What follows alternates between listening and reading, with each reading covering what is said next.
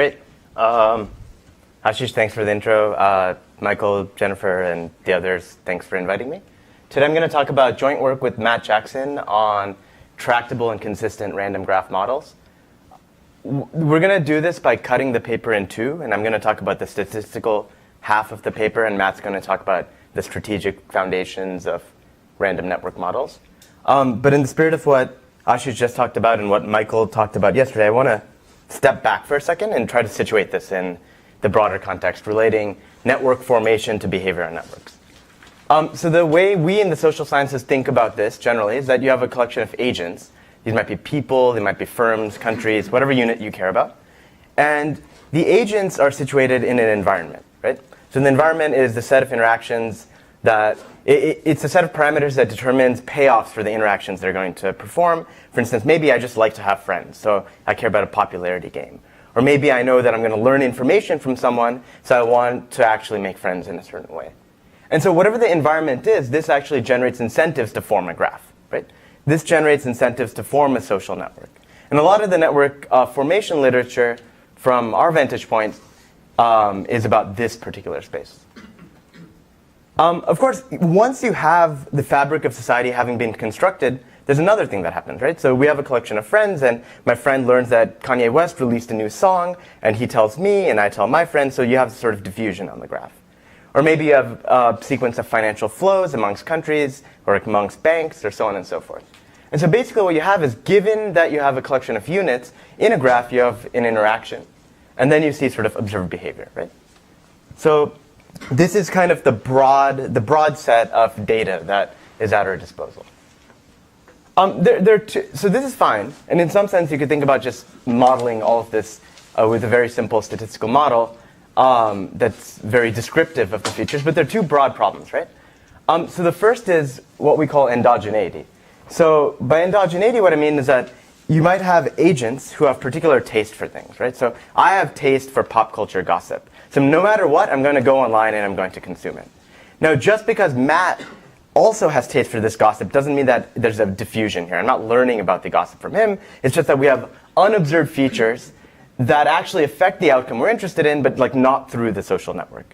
And so a lot of the analysis of social networks misattributes graph influencing behavior when it's actually agents types influencing behavior, right? And so a lot of people, including people in this room, have worked on this problem. And the second issue, and in some sense it's less discussed, is how behavior then feeds back and changes the graph structure. So in econometrics we call this simultaneity. The basic idea is, I know that Matt is spamming me with things I don't like, and so I'm just going to maybe go and sever links, right? So the graph evolves in response to the behavior, and then you can think about this entire system as an equilibrium, where you have agents in an environment, they behave, but that behavior feeds back on the graph structure, and you can think about descriptive statistical models of this, describing sort of reduced form correlations of this entire process. But what we're interested in some sense, is these channels. So we care about going from graph to behavior in a causal way, and we care about thinking about what are the incentives that agents face that sort of generate network formation, right? So we want to sort of break this apart. So this channel is often studied in empirical work, going from graphs to behavior. And this is where experiments basically live, right? So the way people do this is they sort of fix a graph and they have people do a learning task, a coordination task. Michael has a million papers on this, and they identify these sorts of things, right? There's less empirical work on this, which is how do you identify how can you causally identify how agents go from their incentives to forming networks? Again, Michael is presenting something on this later, but the broad point is that this is really difficult because it depends on the nature of the environment. Okay. Okay. So where's the paper I'm going to talk about live? It lives in this space, and it's just about the statistics of this space. Okay. I don't need to talk about that. So now, sort of narrowing in, there's a class of models that a number of people in the social sciences and statistics literature use called exponential random graph models. It's been sort of extensively studied for the last 20, 30 years. And the basic idea is that the probability of a network being born depends on structural features of the graph, a vector of sufficient statistics. For instance, how many links are present, how many triangles are present, how many other features are present, right?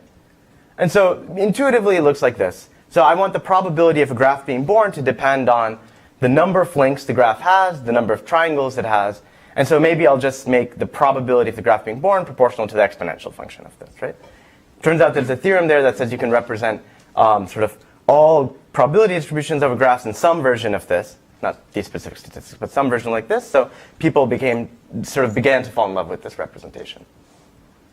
So the general way to look at this model is that the probability of a graph depends on the exponential of some vector of statistics that are in this sort of linear and parameters form in the exponential, right? Where the statistic is often the number of copies of some given subgraph within the parent graph. So you might think it's the number of triangles, the number of stars, the number of links, features like this, right? The problem, though, is that if you look at how this probability is defined, the denominator is huge. So if you think about n nodes, this is the space on 2 to the n choose 2, right? So this is gigantic, and so obviously you can't directly compute this. And so what the literature has done is developed MCMC techniques for estimation, where they sort of sample the space and try to estimate what these probabilities are, right? So they walk the space and try to get estimates of this probability, and using this, they try to estimate the parameters they care about. Okay.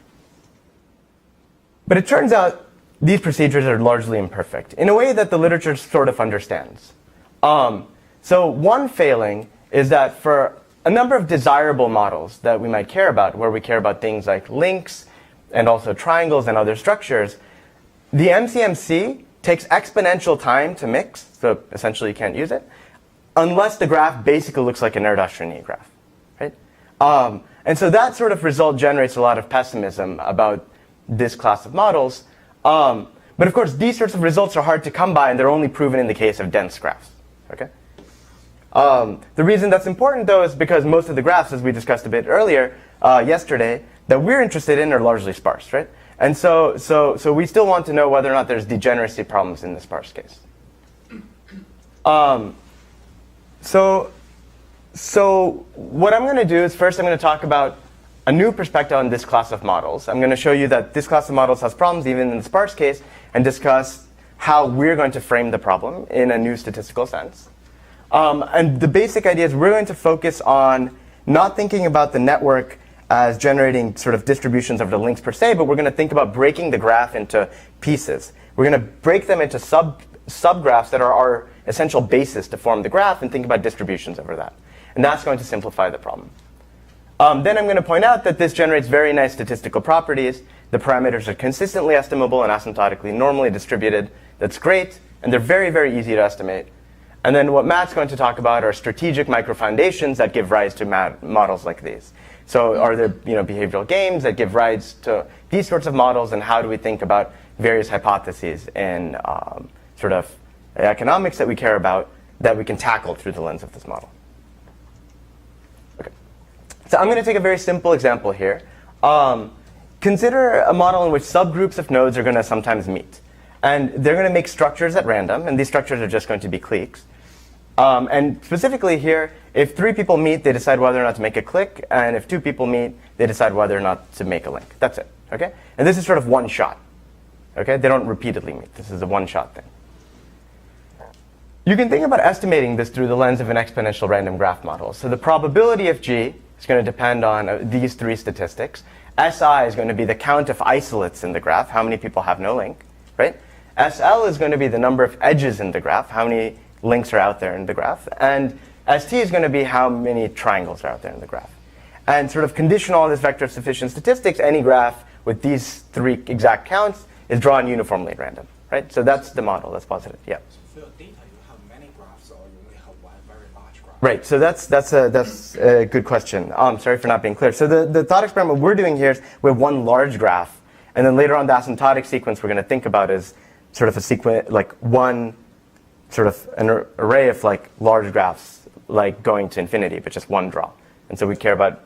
But one graph, after calculate these sufficient statistics, only gets 3 numbers, Right, right? right. So there's a sense in which there's still information there that can deliver consistency, because so I'll come to that. I'll point that out when we look at it from the perspective of our model. But But there is more information. So just like a time series is one draw of time series data that's correlated over time, but it could be broken into chunks that give you limit theorems. This also has potential for data limit theorems like that. So, but that's not the problem I'm going to complain about right now. Okay. So I'm going to do this with 50 nodes, and I'm actually going to just give myself exact counts. So there are going to be 20 isolates, 45 links, and 10 triangles. Okay. This is going to roughly correspond to having the probability of someone being isolated at a third, the probability of a link forming if any two people meet to be this number, and the probability of any triple of people who meet forming a triangle to be this number. Okay. So the whole idea about fixing graphs with these counts is that they basically have the same sufficient statistic now. So when you run this model, you should basically get the same parameters back, and they should be centered correctly. Okay. So this is just a test.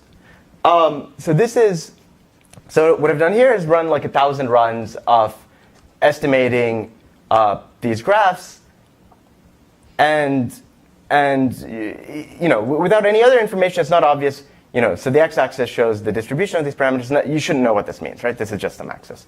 The one point to make is that solid red line represents both the right and the left-hand side of the 95% confidence interval, centered around the median parameter estimate. So you can see that inference is bad off the bat, just based on this procedure. And this is because they're not getting the they're not getting the variance estimate correctly from this procedure. So to show you what this means, what I did was I took these draws and I generated graphs. I generated a sequence of graphs from each of these parameter values to give you a sense of what this means. So look, this is heaped around 20. Once in a while you get this fully degenerate graph. It's heaped around 20, so it's usually not awful, though sometimes it could be. Okay? Michael? So feel free to defer this question because it might be a digression. But so you have this exponential model over a set of features that you've invented for network properties. Yep. So this is very reminiscent of max entropy, right? Mm-hmm. And so I'm wondering, and the hard problem there is computing the partition function, which is your this is that problem.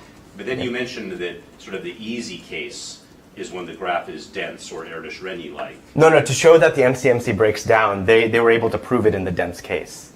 That it breaks down in the dense The case. MCMC breaks down. Right, so my intuition here, right, is that in general, sort of sparsity is what would make calculations tractable. Or sort of computing the partition function for max entropy on a tree is like a dynamic programming exercise, right? Right. And as you move away from that, things get hard.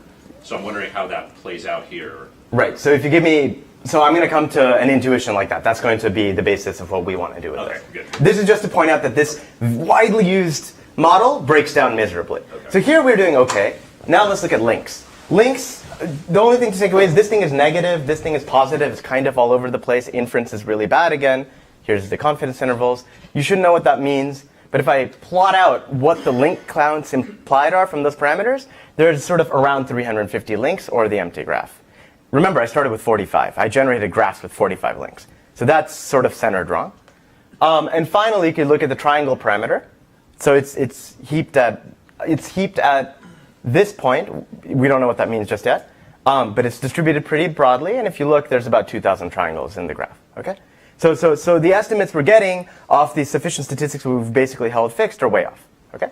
So the takeaway is that even for these fixed values of the stats, you get unstable estimates with unreasonable chains of graphs that are being drawn from the distribution by this procedure with crazy inference procedures. Okay? So it's broken. But the model was really easy to describe, right? I just said that links are born and triangles are born, and some nodes were chosen to be isolates. It was very, very easy to describe. So this problem shouldn't be that hard, right? So what we're going to do is we're going to say, look, and this is sort of your observation, right? That there are lots of graphs, but there are way fewer possible statistics. And so we can collapse all equivalent networks to sufficient statistics, right? These sort of equivalence classes. So the basic idea is we have this exponential random graph model. Let's take the sum. Let's sum over all the values of the possible counts of links and triangles, right, in the denominator. And then let's sum over all the values again in the numerator. And so now I'm just asking, what's the probability that I see a graph with k links, l triangles, and z isolates? Well, it's just given by sort of this expression. And our problems are reduced to how easy or hard counting how many graphs of a typical type there are in this sense. And it turns out even this problem is very, very hard. Computing these numbers is hard. Perfect. Right? So asking yourself how many graphs are out there with 17 isolates, 45 links, and 20 triangles is quite hard on n nodes, right? But the second observation to make is that there's nothing special about thinking about graphs being born from this distribution, okay? For historical reasons, they've sort of done this in this literature, but there's nothing special about using this sort of counting measure as the weight for a probability of a graph being born, right? So in principle, you could use any other thing as your sort of, this is called a reference distribution. In principle, you can use any other thing to do the weighting of the graphs, right? There's nothing sacred about this. And in fact, in the model I'm going to show you sort of over the next 10 minutes, it turns out this isn't even the natural weighting that you'd want to give to graphs, okay? So sort of the general way we're thinking about this problem is the probability that you see a graph with a given vector of sufficient statistics, like a given link count, a given edge count, is going to be proportional to some weighting function over the statistics times the exponential of beta times those statistics, right? So that's kind of the general form of this model. And so the claim is, for different classes of these functions, this model is or isn't consistently estimable, right? And moreover, this object itself is or isn't computable, right? And that could simplify both the computational problem and the statistical problem, okay? So that's kind of the broad overview. Okay. So we don't need this. Okay. So going back to our example, so you can think about rewriting our isolates, links, and triangle example as just, we have some new k, right? Or we weight by k this expression to say what's the probability of seeing a graph with this many isolates, this many links, this many triangles. And the only difference relative to what we had before is before that was just the actual number of graphs that had this many links, this many isolates, and this many triangles. And now we're going to sort of free that up in a second, okay? And it turns out if we use sort of like binomials here, our world gets very simple. That's where I'm going. Okay, so this is the first class of models we're interested in. We call these surgums, we call them statistical exponential random graph models, because what we did was we collapsed the problem to the space of sufficient statistics. And then we allow ourselves to change the reference distribution. So the second model, very related that we're interested in, is taking formation in the following sense. So nature is going to form SK subgraphs for each type of subgraph K with some probability PK, right? So this means that links are formed with some probability, triangles are formed with some probability, well, any structure you want sort of is formed with some probability, okay? And these things sort of fall from the sky, and they may intersect, they may even overlap. And what we do is we observe the resulting graph. And we're going to use this to sort of back out these probabilities, okay? So if this is, a slice of some network data that we're looking at, we want to model this. These are our nodes. And we think that there's some probability by which these triangles are born. And then given that the triangles are born, there's some probability by which links are drawn. And once in a while, on accident, you get an extra triangle, which comes from the overlap, right? Okay. But it's pretty easy to decompose in this way. Okay. So the reason for saying this is then if we turn to the example that I began with, it's actually very easy, right? So how do you compute the probability that a node is an isolate on this if we thought that this was the generating process? Well, it's just the count of the isolates over n, right? That's trivial. And then what's the probability that a node is, what's the probability that a triangle is born? Well, it's just the triangle count over sort of n choose 3, where n is sort of less the isolates, right? And then what's the probability of a link being born? Well, here again, so a link is an object that's a link that's not a member of a triangle. That's how we're interpreting a link, right? So we call this an unsupported link. Well, this is just how many links we observe, how many unsupported links we observe, minus how many sort of, how many potential link realizations there could have been, right? And we have 3 probabilities there. And that's very easy, right? It's just binomials. And it turns out you can actually map this exactly back to these exponential forms, right? So the way you go from p's back to these thetas in the exponential form is just log odds ratios of these objects.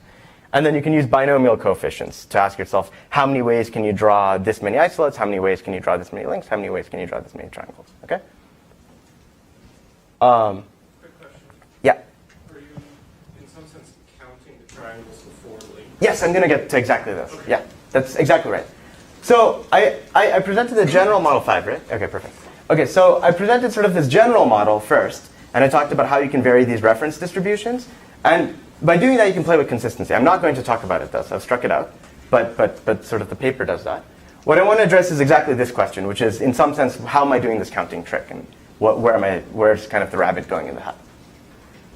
So the large-scale observation is what many economic networks have the following feature, that there's a lot of interdependency between links. So there's sort of too much clustering, but they're highly sparse, right?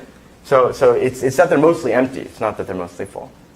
And so we're going to exploit sparsity, and we're going to count in a specific way.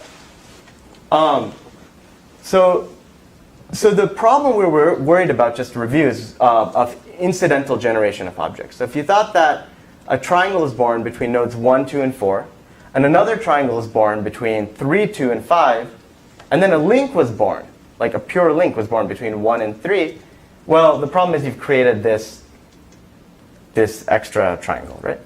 So that's kind of the problem we want to avoid. Okay. So what we're going to do is we're going to consider sort of some finite vector of count statistics. So in this case, it might be, say, triangles and links. And we're going to say they're nicely ordered if the subnetwork counted by the first object we count can't be a subnetwork of, if the subnetwork of the second thing we count isn't a subnetwork of the first thing we counted, right? So for example, if we look at triangles, we care about unsupported links. We're counting links that aren't members of triangles. If we think about a model over 4 clicks, triangles, and links, then we count all the 4 clicks first. Then we pull them out. Then we count all triangles that weren't members of cliques, these 4 cliques. We pull them out. And then we look at the links that weren't members of either of these higher order structures, right? So this is just a simple accounting exercise. We say that a nicely ordered a graph with nicely ordered statistics is relatively sparse under some sequence of probability parameters if essentially for every type, the expected number of incidentally generated subgraph counted by that type vanishes relative to the expected number of directly generated types, right? So it's basically saying that this problem doesn't happen too often. And so the way you need to do that is you need to think about all the objects you're going to count, and then you need to figure out what are all the ways in which you could accidentally generate something and sort of bound that. And the condition that we talk about in the paper sort of talks about what you need to be able to bound that. What I want to highlight here is sort of what this implies for us. Like, can this be useful for realistic graphs, right? So what this allows you to do is you could think about, the probability of these links being born on the little o of 1 over root n, and the probability of a triangle being born being little o of n to the minus 3 halves. What do these rates imply? This means that the typical node is in fewer than order root n links and root n triangles. But those sorts of rates are entirely reasonable for the data that we often look at, right? Because these are pretty sparse graphs, and these are pretty slowly growing degree and triangle counts. So models of this variety can actually be pretty easily covered by this sort of exercise, okay? So then what's the result? The result is that if you take these probability parameters for every object that you're going to count, you sort of do the appropriate normalization, because as the network gets big, these probability parameters are going to 0 at sort of some rate. There's a very straightforward binomial style central limit theorem there. You can estimate these things consistently, and sort of their parameter estimates are normally distributed. Okay, not very surprising. But the second point I want to highlight is it's extremely easy to add individual level traits in this model. It's very, very easy to add covariates. So I can ask myself, what's the probability that someone from Penn and someone from Stanford are going to be friends? And it can tag all these probabilities by attributes of nodes, right? There's nothing sacred about not having attributes in this model, right? Since it's a counting exercise. This is patently obvious if it's discrete. If all nodes have types, then this is just making cells of types and counting them, right? And it's very, very easy to do it even if the covariates are continuous, even if they're sort of interdependent. There's nothing very sacred about them being discrete covariates, right? And so what I want to sort of close on is actually give you a very, very simple way that one might be able to sort of use this in practice, just to illustrate how easy it is to do. So imagine that you have a graph and you have a covariate vector for every node. You have some attributes for every node in the graph, okay? The first thing, and imagine I want to fit a model where I look at fork cliques, triangles, and links. I think that that's my theory of the world, okay? So then you can pick a nicely ordered set of statistics here, fork cliques, triangles, and links. And the first thing you do is you just stack your data. So you look at all fork cliques. So you look at all quadruples of your data. And you just ask, what's the probability of I, j, k, and l being in a fork clique given their attributes? And you just run a regression, right? You get parameter estimates of those slopes. You hang on to them. And we can show sort of under appropriate regularity conditions that these will be sort of consistent and normally distributed. Then you just zero out everything you just used. So I used all these fork cliques, I tossed them. And then I look at triangles. And I run a regression of what's the probability of triangles being born given attributes of those nodes. And I get, so sorry, this is my poor notation for a logistic regression. So this is the probability that a fork clique is born given some vector of covariates. This is just a logistic function. Okay. And so now you just run a regression on all triples of whether or not a triangle is born given covariates. You hang on to those parameters. You zero out now all fork cliques and all triangles. By zero out, I mean just pull them out of your data. Now you run a regression on pairs, whether or not edges exist, given vectors and covariates. Okay? And this stack of parameters are actually sort of behaved in a nice statistical sense that we care about, and you can do inference on them. And so that's very, very easy to do. Right? This you could do in 5 minutes on your computer. So to close, I just want to say, what I wanted to highlight here is very, very simple models of graph formation where we're trying to emphasize the idea that subgraphs might be the right unit to model the interdependency. So we think about decoupling the graph as having a basis of these different objects and they're sort of stacked together. This both gives us intuition as to how you could go about estimating exponential random graph type models, but in the sparse case, you could do very, very direct things as well. Just use counting arguments and be able to model these things. They have very, very desirable statistical properties, and they're absurdly easy to implement. And I think what Matt's going to cover is sort of how well does this do in practice? Does this replicate the correlation structure in real empirical network data that we care about? For instance, we have a deck of 75 Indian village networks, and we try to see whether or not this does a reasonable job with that. And also, how does this relate to strategic foundations for these models? Are there models of interactions amongst agents that we think that give rise to the idea that these subgraphs are the right units that we think about as the basic building blocks of behavior? And if so, then we want to think about doing statistics with those objects. Thank you.